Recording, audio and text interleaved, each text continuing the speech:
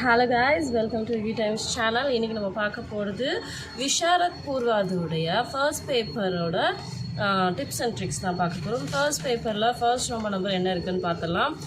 So இந்த tips and tricks பார்க்குறதுக்கு முன்னாடி இன்னும் நம்மளோட சேனல் சப்ஸ்கிரைப் பண்ணாதவங்க ரெட் கலர் சப்ஸ்கிரைப் பட்டனை கிளிக் பண்ணி சப்ஸ்கிரைப் பண்ணிக்கோங்க. கூடவே பெல் ஐக்கானில் ஆல் அப்படிங்கிற ஆப்ஷனை கிளிக் பண்ணிடுங்க. அப்போ தான் நம்ம போடுற வீடியோஸோட நோட்டிஃபிகேஷன் உங்களுக்கு இமீடியட்டாக கிடைக்கும். இப்போது ஃபர்ஸ்ட் ரோமன் நம்பர் பேப்பர் 1ல் ஃபர்ஸ்ட் ரோமன் நம்பர் என்னென்னு பார்க்கலாம். ஃபர்ஸ்ட் ரோமன் நம்பர் வந்து அனடேஷன், அதாவது இஆர்சி எழுதுங்க அப்படின்னு சொல்லி கொடுக்குறாங்க. 6 இஆர்சி ஆப்ஷன் கொடுத்து உங்களுக்கு 4 தான் எழுத சொல்கிறாங்க. ஒரு இஆர்சிக்கு 5 மார்க்ஸ் அப்படிங்கிறது. இது வந்து கத்திய சாப்டர்லேருந்து வருது. நவீன் கத்திய சைனிகா அப்படிங்கிற போர்ஷன்லேருந்து இது கொடுத்துருக்காங்க. இது வந்து பார்த்தோன்னா இந்த போலாராம் கஜீவ் இந்த மாதிரி லெசன்ஸ்லேருந்து தான் உங்களுக்கு வந்து இந்த இஆர்சி கொடுத்துருப்பாங்க. இதுக்கு நம்ம எப்படி அனடேஷன் எழுதணும் அப்படின்னு பார்த்தோம்னா, ஃபர்ஸ்ட் வந்து பிரசங் அப்படிங்கிறது போட்டுக்கணும். பிரசங்கில் வந்து இந்த லைன் வந்து எந்த லெசன்லேருந்து வந்திருக்கு, அதோட ஆத்தர் நேம் என்ன அப்படிங்கிறத நம்ம எழுதணும். ரெண்டாவது வந்து வியாக்கியா, இந்த லைனோட எக்ஸ்ப்ளனேஷன். மூணாவது நிஷ்கர்ஷன், அந்து என்ன மாதிரி வேணாலும் கொடுத்துக்கலாம். இந்த லெசனில் எந்த விஷயத்தை பற்றி எந்த கான்செப்டை பற்றி சொல்ல வந்திருக்காங்க அப்படிங்கிறத அந்த அந்துலையோ இல்லை நிஷ்கர்ஷலையோ போட்டு சொல்லுங்கள். ஸோ ஃபஸ்ட்டு வந்து பிரசங்கு, ரெண்டாவது வியாக்கியா இல்லை பாவார்த்து, மூணாவது நிஷ்கர்ஷ இல்லை அந்து, இந்த மாதிரி ஹெட்டிங் கொடுத்து இந்த ஃபர்ஸ்ட் ரோமன் நம்பரை நம்ம எழுதணும். ஸோ வந்து ஆப்ஷன் 6 ஆப்ஷன் இருக்குது, நம்ம 4 தான் எழுத போகிறோம். செகண்ட் ரோமன் நம்பர் என்ன அப்படின்னு பார்த்தோன்னா, இந்த கத்திய சாப்டர்லேருந்து வரக்கூடிய எஸ்ஏ வந்து எழுதணும், சாராம்சம் எழுதணும் அப்படின்னு சொல்லியிருக்காங்க. 2 ஆப்ஷன் கொடுத்துருக்காங்க, 1 தான் எழுத சொல்கிறாங்க. ஸோ நிறைய லெசன்ஸ் இருக்குது, ஆப்ஷன் நிறையா இருக்குது, நமக்கு நிறைய படிக்கிறதுக்கு இருக்குது. ஆனால் இங்கே நமக்கு ஆப்ஷன் கொஷின் பேப்பரில் 2 தான் கொடுத்துருக்காங்க. அந்த 2ல் நம்ம எனி 1 தான் நம்ம எழுதணும். அதனால் ஃபர்ஸ்ட்டு எப்பவுமே ஒரு 10 லெசன்ஸ் இருக்குது நமக்கு அப்படின்னா ஃபஸ்ட்டு 5ல் இருக்கிறது இம்பார்ட்டண்ட்டானது, ரிப்பீட்டடாக கேட்கக்கூடியதை தரவு பண்ணி வச்சுக்கோங்க. அடுத்தது ரோமன் நம்பர் 3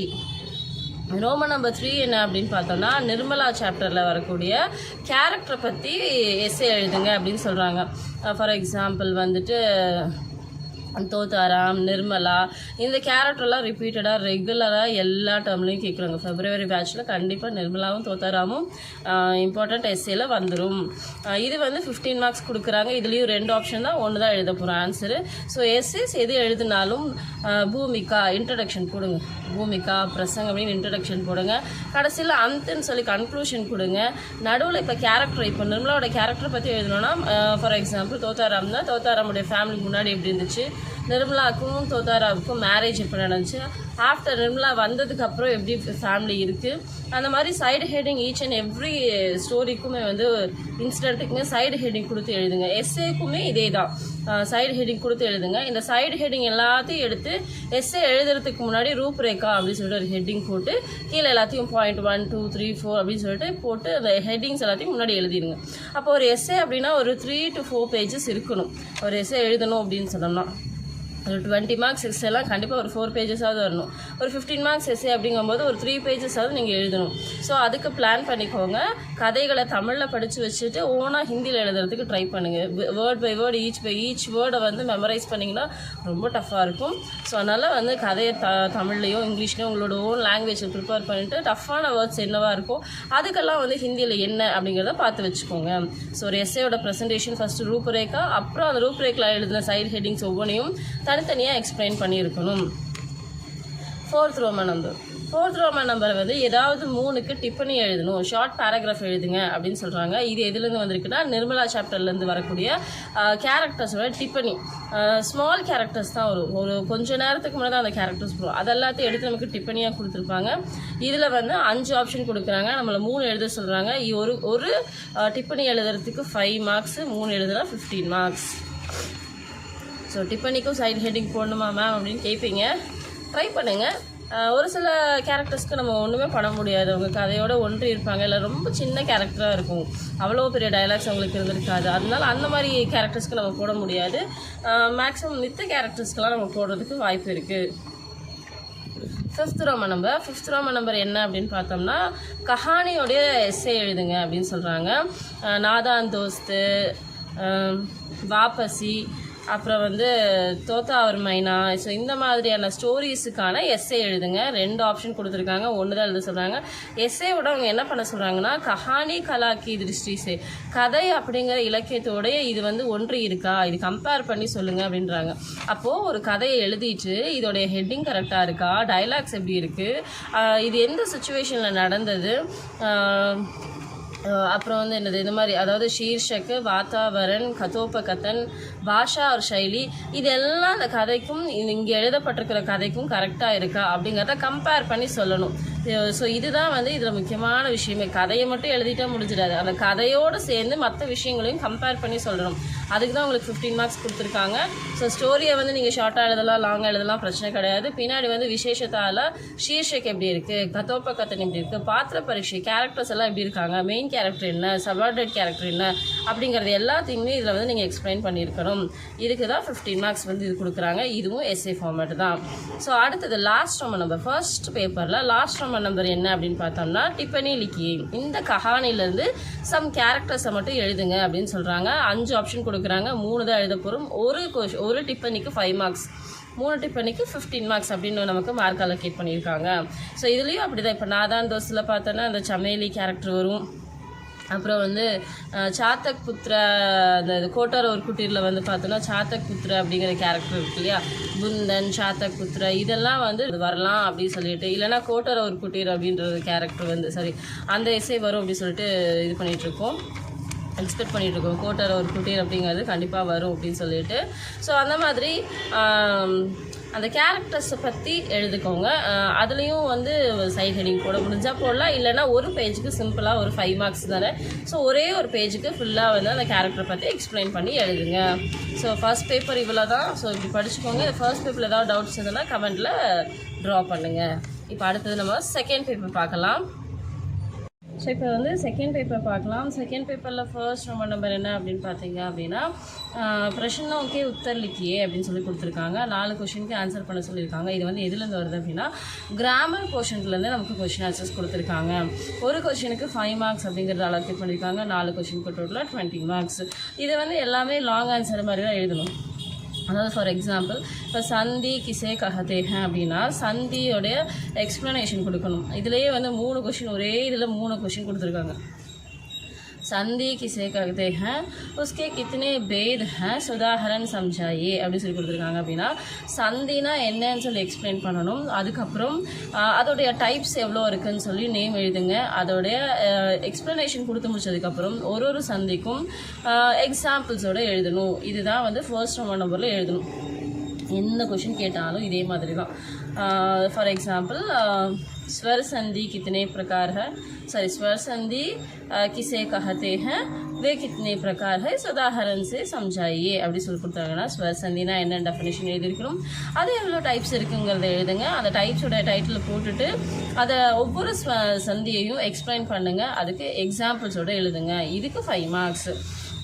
இதில் டோட்டலாக 7 கொஷின்ஸ் நமக்கு கொடுத்துருக்காங்க. 4 எழுதணும் அப்படின்னு சொல்கிறாங்க. இதில் 7th கொஷின் என்னென்னா, பத்து பரீட்சை தீஜியே அப்படின்னு சொல்லுவாங்க.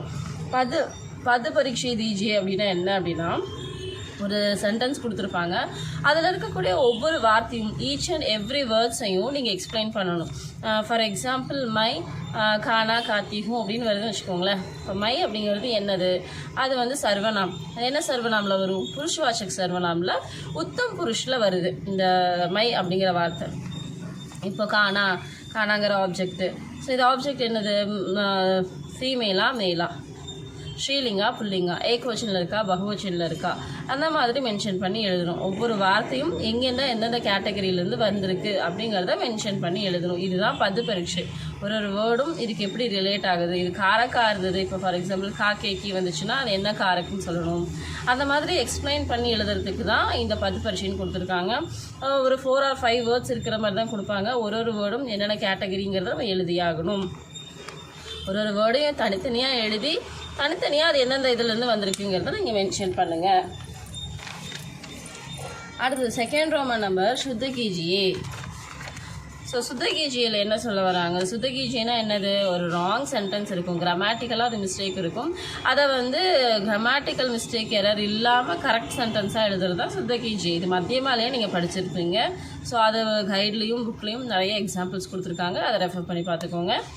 அடுத்தது செகண்ட் ரோமன் நம்பர்லேயே செகண்ட் ஒன் ஆ அப்படின்னு கொடுத்துருக்காங்க. ஸோ சுத்தகீஜிக்கு 5 மார்க்ஸ் 5 சென்டென்சஸ் கொடுத்துருக்காங்க, 5 மார்க்ஸ் அலோகேட் பண்ணியிருக்காங்க. அதே செகண்ட் ரோமன் நம்பரில் செகண்ட் ஆ அப்படிங்கிறது சூச்சனைக்கு அனுசார் பதிலியே, ஒரு சென்டென்ஸ் கொடுத்துருப்பாங்க, ப்ராக்கெட்டில் கண்டிஷன்ஸ் இருக்கும், அந்த கண்டிஷன்ஸுக்கு தகுந்த மாதிரி இந்த சென்டென்ஸை நம்ம சேஞ்ச் பண்ணும். ஃபார் எக்ஸாம்பிள் ஒரு சென்டென்ஸை கொடுத்து வாட்சிய பதிலியே அப்படின்னு சொன்னாங்கன்னா ஆக்டிவ் டு பாசிவ் சேஞ்ச் பண்ணும். அது ஆக்டிவ் வாய்ஸில் இருந்தால் ஆக்டிவ் வாய்ஸில், பாசிவ் வாய்ஸில் இருந்ததுன்னா ஆக்டிவ் வாய்ஸில் சேஞ்ச் பண்ணணும். இல்லை வாக்கிய ஜோட்கர் லிக்கியே அப்படின்னா சென்டென்ஸை சேர்த்து எழுதணும், 2 சென்டென்ஸ் ஸ்ப்ளிட்டப்பாக இருக்கும், அதை நம்ம சேர்த்து எழுதணும். இல்லை ப்ரெசன்ட் டென்ஸ்லேருந்து ஃப்யூச்சருக்கு மாற்றுங்க, ஃப்யூச்சர்லேருந்து பாஸ்ட்டுக்கு மாற்றுங்க, இந்த மாதிரி எந்த கண்டிஷன் வேணாலும் கொடுக்கலாம். அப்படி கொடுத்தது அந்த கண்டிஷன் படி அந்த சென்டென்ஸை மாற்றுறது தான் நம்மளோட ஒர்க்காக இருக்கும். அடுத்தது ஈ அப்படிங்கிற சாப்டர் போகலாம். ஈல லிங்க் பதிலியே. இப்போ லிங்க் பதிலியே அப்படின்னா என்ன, ஸோ ஜெண்டர் கொடுத்துருப்பாங்க, மாஸ்குலின் ஜெண்டர் கொடுத்தா ஃபெமினைன் ஜெண்டரில் எழுதணும், ஃபெமினைன் ஜெண்டரில் கொடுத்தா மாஸ்குலின் ஜெண்டரில் எழுதணும். இது வந்து டோட்டலாக 10 கொஷின்ஸ் கொடுத்துருக்காங்க, 10மே அட்டன் பண்ணணும். ஒரு கொஷினுக்கு 1/2 மார்க், 10 எழுதுனா நமக்கு 5 மார்க்ஸ் கிடைக்கும். அடுத்தது வச்சன் பதிலியே ஈ பார்த்தோன்னா செகண்ட் ரோமன் நம்பரில் ஈ அப்படிங்கிற சாப்டர் பார்த்தோன்னா வச்சன் பதிலியே. வச்சன் பதிலியே அப்படின்னா சிங்குலர்லேருந்து ப்ளூரல், ப்ளூரல்லேருந்து சிங்குலர் எப்படி வேணாலும் கேட்கலாம். ஸோ சம்டைம்ஸ் வந்து ப்ளூரல் கொடுத்துட்டு சிங்குலர் எழுதுங்கன்னு சொல்லி கூட சொல்லலாம். ஸோ அதனால் ரெண்டுமே நம்ம தரவாக இருக்கணும். ஸோ இது வந்து டோட்டலாக 10 கொஷின் கொடுத்துருக்காங்க, 10க்குமே ஆன்சர் பண்ணணும். ஸோ ஒரு கொஷினுக்கு 1/2 மார்க், ஸோ டோட்டலாக 10 எழுதுனா நமக்கு வந்து 5 மார்க்ஸ். ஸோ செகண்ட் ரோமன் நம்பரில் 4 சாப்டராக பிரிச்சுருக்காங்க. ஃபர்ஸ்ட் ஒன் சுத்தகீஜிக்கு 5 மார்க்ஸ், செகண்ட் ஒன் சூச்சனைக்கு அனுசாருக்கு 5 மார்க்ஸ், அப்புறம் லிங்க் பதிலியேக்கு 5 மார்க்ஸ், வச்சன் பதிலியேக்கு 5 மார்க்ஸ். இந்த மாதிரி 1 மார்க்ஸ் மட்டும் ஒரு 20 மார்க் வந்து விஷாரத் பூர்வா செகண்ட் பேப்பரில் நம்ம எடுத்துடலாம். ஸோ தேர்ட் நம்பர் என்னன்னு பார்த்தோம்னா ஜென்ரல் எஸ்ஸே, நிபந்த லிக்கியே அப்படின்னு சொல்லி கொடுத்துருக்காங்க. ஏதோ ஒரு டாப்பிக்கில் நிபந்த எழுதணும், எஸ்ஸே எழுதணும் அப்படின்னு சொல்கிறாங்க. 4 ஆப்ஷன் கொடுக்குறாங்க, ஒரே ஒரு கொஷினுக்கு மட்டும்தான் நமக்கு ஆன்சர் பண்ண சொல்கிறாங்க. ஒரே ஒரு எஸ்ஸே மட்டும் தான் எழுதணும் அப்படின்னு சொல்கிறாங்க. இந்த ஒரு எஸ்ஏக்கு எவ்வளோ மார்க்ஸ் அப்படின்னு பார்த்தோன்னா 15 மார்க்ஸ் கொடுத்துருக்காங்க. ஸோ 4 ஆப்ஷன் இருக்குது. ஸோ ஜென்ரல் எஸ்ஸே நிறையா இருக்குதுன்னு ஃபீல் பண்ணுறவங்க ஃபர்ஸ்ட்டு 6 or 7 அதுக்குள்ளே என்ன இம்பார்ட்டன்ட் வந்திருக்கு, எது ரிப்பீட்டடாக வந்திருக்குன்னு பார்த்து படிங்க. நம்மளோட சேனல்லையுமே வந்து இதெல்லாம் இம்பார்ட்டன்ட் எஸ்ஸே என்னெல்லாம் படிக்கணும் அப்படிங்கிறது நம்ம ஆல்ரெடி வீடியோவாக போட்டிருக்கோம், அதையும் செக் பண்ணிக்கோங்க, நான் டிஸ்கிரிப்ஷன் பாக்ஸில் கொடுக்குறேன். 4th ரோமன் நம்பர், இது வந்து லெட்டர் ரைட்டிங், இந்த அஃபிஷியல் லெட்டர் அப்படின்னு மாதிரி சொல்லுவாங்க இல்லையா, பிரயோஜன் மூலக் ஹிந்தியில் வந்து நமக்கு வரும். இது வந்து 2 ஆப்ஷன் கொடுத்து ஒரு லெட்டர் ரைட்டிங் எழுதணும். அங்கே என்ன கொடுத்துருக்காங்க, என்ன கொஷின் அப்படிங்கிறத அண்டர்ஸ்டாண்ட் பண்ணி நம்ம எழுதுங்க. அது வந்து ஒரு கூட்ஸ் வந்து டேமேஜாக வந்திருக்கு அப்படிங்கிறதுக்காக கூட லெட்டர் எழுத சொல்லலாம். இல்லை நான் வந்து ஒரு புதுசாக அக்கௌண்ட்டை வந்து ஓப்பன் பண்ணணும், நான் வந்து டெல்லியில் இருந்தேன், இப்போ சென்னைக்கு மைக்ரேட் ஆகிட்டேன், ஸோ நான் வந்து அங்கே இருக்கிற அக்கௌண்ட்டை இங்கே வந்து மாற்றணும் அப்படின்னு சொல்லிட்டு பேங்க் மேனேஜர்கிட்ட ரெக்வஸ்ட் பண்ணுற மாதிரியான ஒரு லெட்டர் ரைட்டிங்காக இருக்கலாம். ஸோ எதுவும் வேணால் இருக்கலாம். ஸோ அதில் கண்டென்ட் என்னன்னு மட்டும் பார்த்துக்கோங்க, அந்த நேம்ஸ் எல்லாம் பார்க்காதீங்க. ஃபார் எக்ஸாம்பிள் அந்த ஸ்ரீராம் எலக்ட்ரிக்கல்ஸ்ன்னு கொடுத்துருப்பாங்க, இல்லை விஸ்வநாத் எலக்ட்ரிக்கல்ஸ்னு கொடுத்துருப்பாங்க. ஸோ அந்த நேமை மட்டும் வச்சு இது இந்த லெட்டர்னு முடிவு பண்ணிடாதீங்க. சம்டைம்ஸ் என்ன பண்ணுவாங்கன்னா அந்த நேமை மாற்றிடுவாங்க, எலக்ட்ரிக்கல்ஸோட நேமை வந்து மாற்றிடுவாங்க, ஊர் பேரை மாற்றிடுவாங்க, ஆனால் கொஷின் ஒன்றா இருக்கும். கொஷின் வந்து சேம், நமக்கு வந்து கூட்ஸ் வந்து காணாமல் போயிடுச்சு, லாஸ் ஆயிடுச்சு அப்படிங்கிறது பின்னாடி மென்ஷன் பண்ணியிருப்பாங்க. ஸோ அதனால் என்ன லெட்டருங்கிறத கரெக்டாக பார்த்துக்கோங்க, நேமை மட்டும் வச்சு படிச்சிடாதீங்க. இது வந்து 4th Roman number. 5th Roman number என்ன அப்படின்னு பார்த்தோம்னா ப்ரிசி ரைட்டிங். ஸோ எல்லாருக்கும் தெரியும் ப்ரிசி ரைட்டிங் என்ன பண்ணணும் அப்படின்னா ஃபஸ்ட்டு நகல் காஃபி எழுதணும், அப்புறம் அசல் காஃபி எழுதணும். ஸோ நகல் காஃபியில் உங்களுக்கு முக்கியமான பாயிண்ட்ஸ் என்னன்னு தோணுதோ அதை வந்து ஹிண்ட் பைஸ் எழுதி வச்சுக்கோங்க, அதை வந்து நகல் காஃபியில் எழுதுங்க.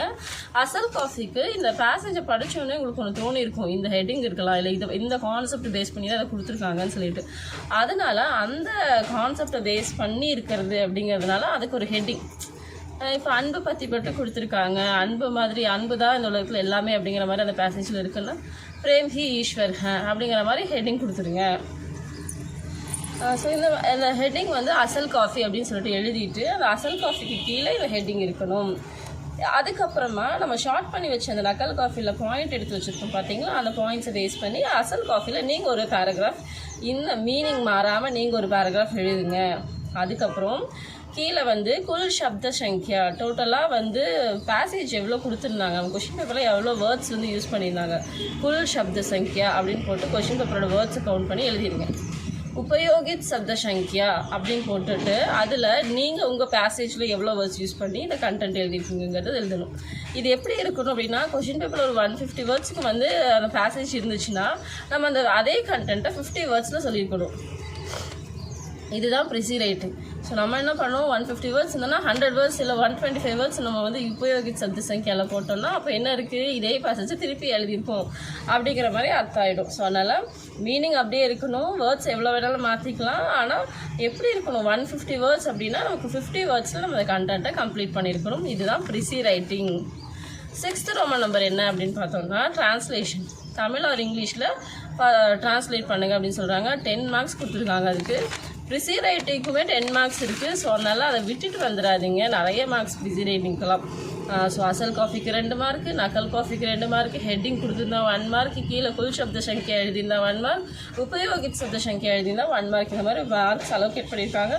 ஜஸ்ட் நீங்கள் இந்த கண்டென்ட்டை வச்சு எழுதுனீங்கன்னாவே பாதி மார்க் எடுத்துக்கலாம், 10க்கு 5 மார்க்ஸ் எடுத்துக்கலாம்.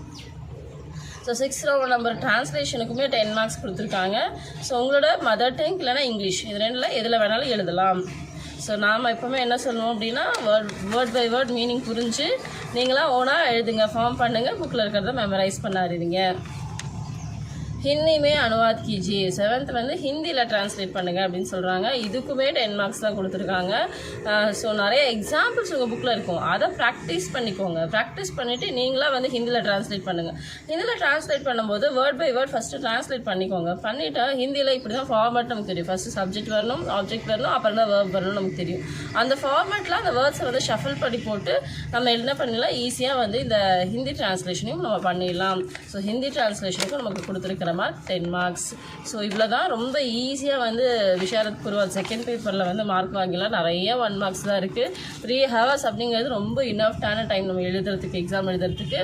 ஃபர்ஸ்ட் பேப்பரில் ரஷ் பண்ணுற மாதிரி செகண்ட் பேப்பரில் ரஷ் பண்ணணுங்கிற அவசியம் கிடையாது. ஃபர்ஸ்ட் பேப்பரில் வந்து நம்ம நிறையா எஸ்ஸே எழுதணும், டிப்பனி எழுதணும், வேகமாக எழுதணும். ஆனால் செகண்ட் பேப்பருக்கு அப்படி கிடையாது, நிறைய டைம் இருக்கும். ஸோ நிறுத்தி நிதானமாக யோசித்து கரெக்டான ஆன்சரை எழுதுங்க.